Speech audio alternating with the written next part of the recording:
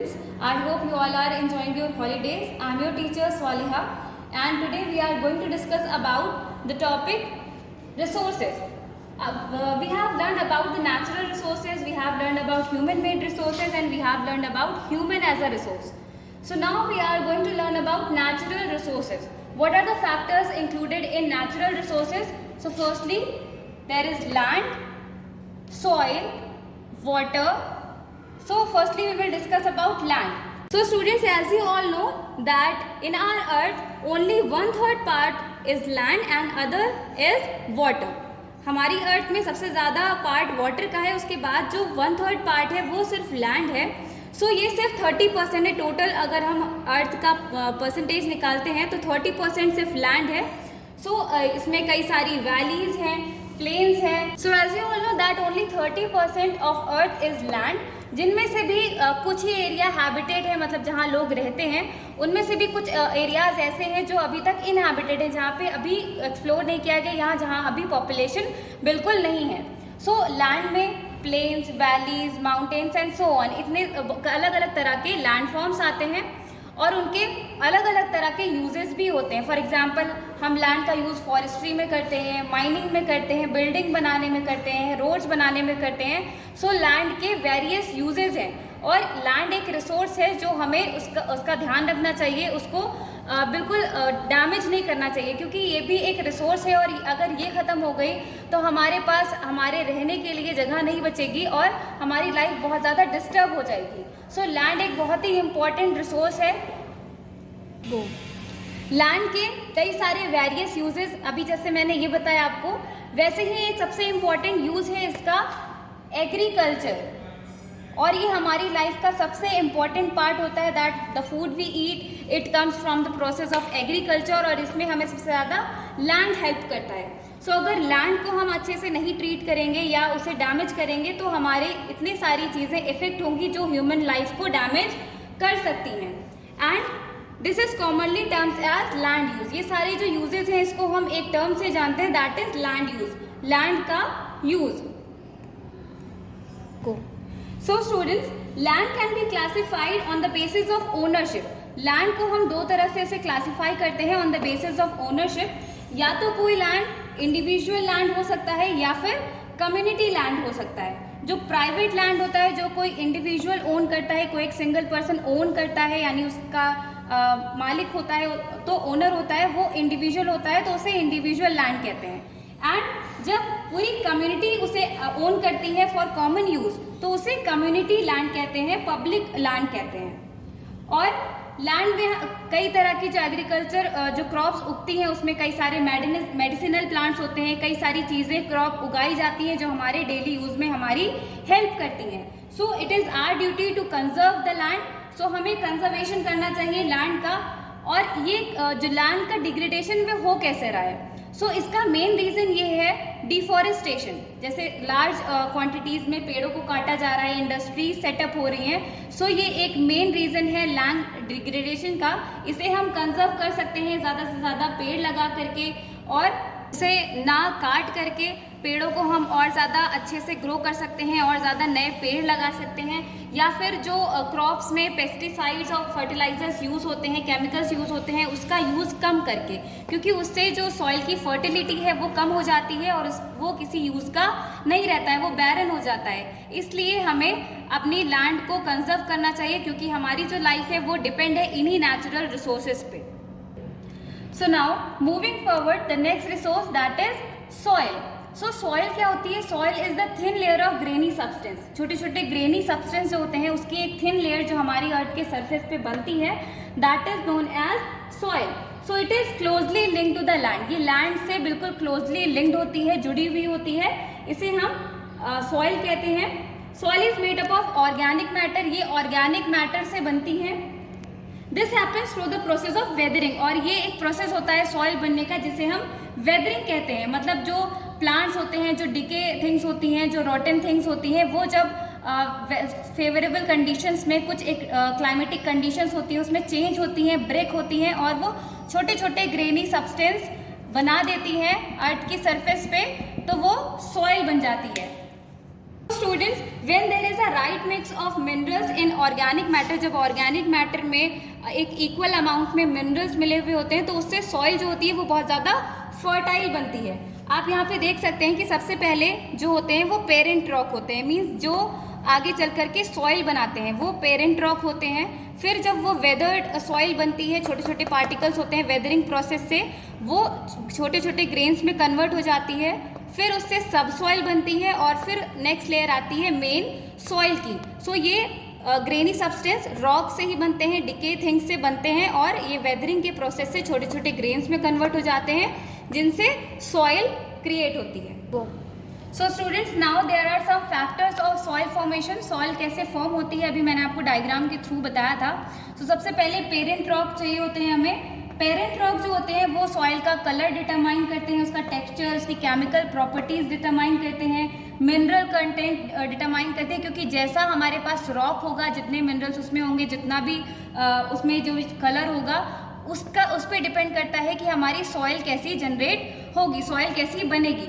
Next, उसका जो flora fauna होता है, जो माइक्रो ऑर्गेनिजम्स होते हैं, वो उसके ह्यूमस फॉर्मेशन को रेट करते हैं कि वो कितनी फर्टाइल होगी। नेक्स्ट, क्लाइमेट, टेम्परेचर या जो रेनफॉल होती है वो इन्फ्लुएंस करती है वेदरिंग को, जो वेदरिंग प्रोसेस होता है उसको इन्फ्लुएंस करती है, ह्यूमस क्रिएशन को इन्फ्लुएंस करती है। तो वहाँ के क्लाइमेट पे भी डिपेंड करता है कि सॉइल कितनी फर्टाइल होगी, उसमें ह्यूमस कितना होगा। सो it is also a important factor. Next, time. So time के साथ साथ क्या डिटरमाइन होता है, सॉइल की थिकनेस।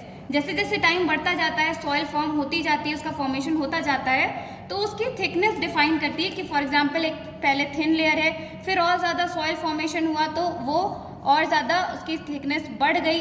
सो ये टाइम के साथ होता है, टाइम टू टाइम सॉइल की जो थिकनेस होती है वो बढ़ती जाती है।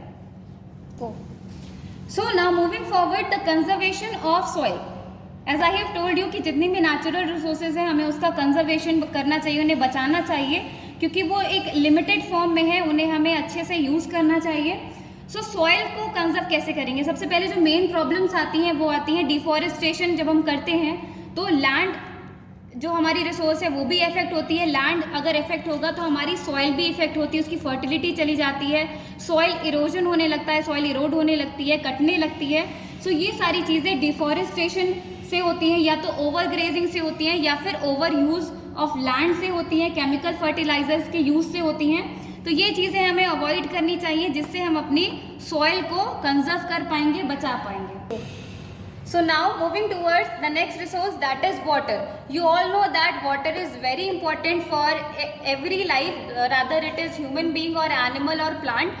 वाटर सबके लिए ज़रूरी है और जो अर्थ का टोटल परसेंटेज 70% है वो वाटर है।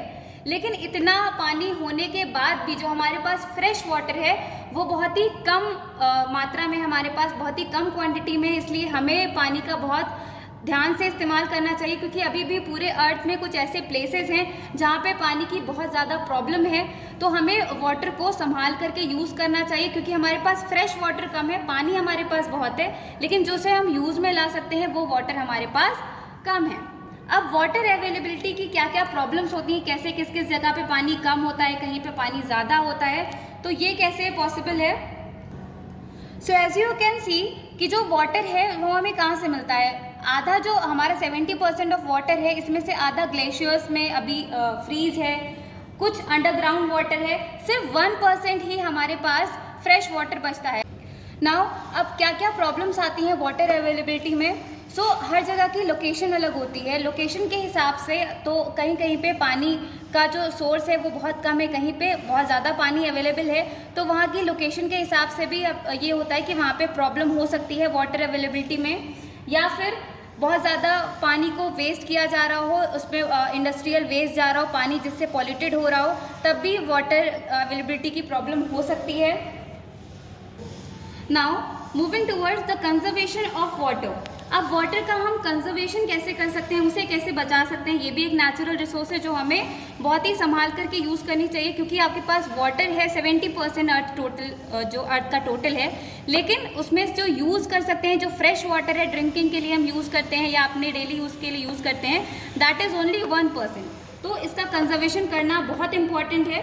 So we have to take the access to clean adequate water, हमें एक एक्सेस लेना चाहिए कि हमें वाटर बॉडीज़ को क्लीन करना चाहिए, उन्हें पॉल्यूट नहीं करना चाहिए। और हमें ये भी ध्यान रखना चाहिए कि जो भी डिस्चार्ज है, इंडस्ट्रियल वेस्ट है, वो पानी या किसी अभी वाटर बॉडी में नहीं जाना चाहिए। जो सीवेज है वो भी किसी वाटर बॉडी में नहीं ओपन होना चाहिए, उससे पानी पॉल्यूट होता है और वो हमारे किसी भी यूज़ का नहीं रह जाता है। Now moving towards natural vegetation and wild life. What is vegetation? वनस्पति, यानी जितनी भी फ्लोरा फोना है, प्लांट्स हैं, वो vegetation, it comes under vegetation. और वाइल्ड लाइफ, जितने भी जीव जंतु पशु पक्षी हैं वो सारे वाइल्ड लाइफ के अंदर आते हैं। तो नेचुरल वेजिटेशन और वाइल्ड लाइफ के क्या क्या प्रोसेस हैं?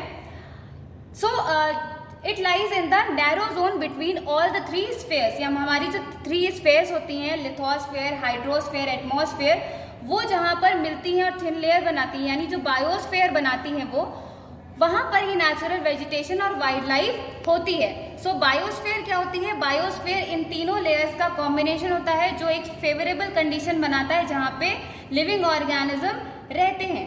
तो इसी बायोस्फेयर में हमें नेचुरल वेजिटेशन और वाइल्ड लाइफ देखने को मिलती है। So these are very useful for us, natural vegetation and wildlife. So natural vegetation provides us timber, they provides us crops, different types of fruits, and wildlife also help us in our So natural vegetation हमें underground water भी देती है। Next हमें fruits, nuts, latex और oil, gum, ये सारे medicinal herb भी provide करवाती है। Wild life includes animals. जो वाइल्ड लाइफ होता है इसमें एनिमल्स इंक्लूड होते हैं, for example birds, insects, as well as aquatic life form, जो पानी में रहने वाले जो जीव जंतु होते हैं वो भी। So they also provide us milk, they also provide us different types of fabrics, for example silk, wool, ये सब भी एनिमल स्किन से ही बनते हैं। So these are very important for us, natural vegetation and natural wild life. अब इसका distribution कैसे होता है? डिस्ट्रीब्यूशन ऑफ नेचुरल वेजिटेशन, ये कैसे कैसे डिस्ट्रीब्यूट होती है? तो वेजिटेशन हर जगह की अलग अलग हो सकती है क्योंकि वहाँ हर जगह की क्लाइमेटिक कंडीशंस अलग अलग होती हैं। सो फॉर एग्जांपल अगर हम डेजर्ट्स में जाएंगे तो वहाँ के जो प्लांट्स होते हैं, वहाँ की जो लीव्स होती हैं वो थॉर्नी होती हैं और उन थॉर्न्स में बहुत ज़्यादा वाटर स्टोरेज होता है। तो अलग अलग जगह के हिसाब से, अलग अलग क्लाइमेटिक कंडीशन के हिसाब से वहाँ की वेजिटेशन चेंज हो सकती है। और फॉर एग्जांपल अलग अलग तरह के फॉरेस्ट में इस वेजिटेशन को डिस्क्राइब किया गया है, deciduous forest, rain forest, evergreen forest. तो ये अलग अलग तरह के वेजिटेशन क्लासिफाई किए गए हैं। फॉर एग्जांपल जो एवरग्रीन फॉरेस्ट होते हैं, evergreen forest through out the year green रहते हैं और ये बहुत ज़्यादा डेंस होते हैं। एवरग्रीन फॉरेस्ट बहुत ज़्यादा डेंस होते हैं। They are always green, means हमेशा हरे भरे रहते हैं। That doesn't mean that they not shed their leaves. इसका मतलब ये नहीं कि वो अपनी लीव्स शेड नहीं करते हैं। जैसे आपको पता है हर प्लांट अपनी लीव्स ईयर में शेड करता है। तो एवरग्रीन फॉरेस्ट जो होते हैं, जो रेन फॉरेस्ट होते हैं, वहाँ पे जो प्लांट्स होते हैं वो अलग अलग टाइम पे अपनी लीव्स शेड करते हैं, इसलिए वहाँ पे कभी एक साथ सारे प्लांट्स की लीव्स शेड नहीं होती हैं और वो हमेशा एवरग्रीन रहते हैं।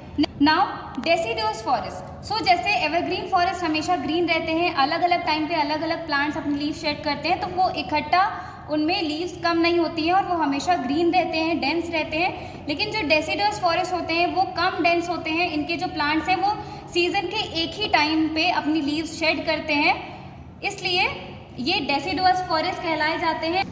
Now moving towards the conservation of forest, conservation of natural vegetation and wild life. So forest are our wealth. जो फॉरेस्ट हैं वो हमारी वेल्थ है। यूजुअली हमें इतनी सारी चीज़ें प्रोवाइड करते हैं। Plants gives us shelter and gives shelter to animals also, and together they maintain the ecosystem. ये एक साथ मिलकर के इकोसिस्टम बनाते हैं, मतलब आपस में एक दूसरे पे इंटरडिपेंडेंट होते हैं। तो क्लाइमेट में जो चेंजेस आते हैं उसकी वजह से ये बहुत ज़्यादा सफ़र करते हैं, बहुत ज़्यादा इनमें लॉस होता है वाइल्ड लाइफ में और वेजिटेशन में, और ये बहुत ही वल्नरेबल होते हैं, इन्हें बहुत ज़्यादा केयर की ज़रूरत होती है। कई ऐसे वाइल्ड लाइफ एनिमल्स हैं जो एक्सटिंक्ट हो रहे हैं क्योंकि ये जो क्लाइमेटिक चेंज आ रहा है वो उसको बर्दाश्त नहीं कर पा रहे हैं, वो उसको सहन नहीं कर पा रहे हैं और वो विलुप्त होते जा रहे हैं, ख़त्म होते जा रहे हैं। इसलिए हमें एक स्टेप लेना चाहिए और इन चीज़ों को रोकना चाहिए। ये तभी होगा जब हम अपनी रिसोर्सेज को अच्छे से यूज़ करेंगे, उसका मिसयूज़ नहीं करेंगे। So these are the few ways जिससे हम कंजर्वेशन कर सकते हैं। प्लांट मोर ट्रीज, कई सारे पेड़ लगा सकते हैं, एफॉरेस्टेशन कर सकते हैं, फॉरेस्ट को ख़त्म होने से बचा सकते हैं। इससे हमारी वेजिटेशन कंजर्व हो जाएगी, बच जाएगी। वाइल्ड लाइफ सेंचुरीज एनिमल्स के लिए बना सकते हैं, नेशनल पार्क्स को मेंटेन कर सकते हैं, जिससे जो एक्सटिंक्ट एनिमल है, जो इंडेंजर्ड एनिमल हैं, जो ख़त्म हो रहे हैं, वो बच सकते हैं अभी भी, और हमारी वाइल्ड लाइफ को सिक्योर कर सकते हैं। So students, this is all about today's topic. I hope you have understood it. Thank you.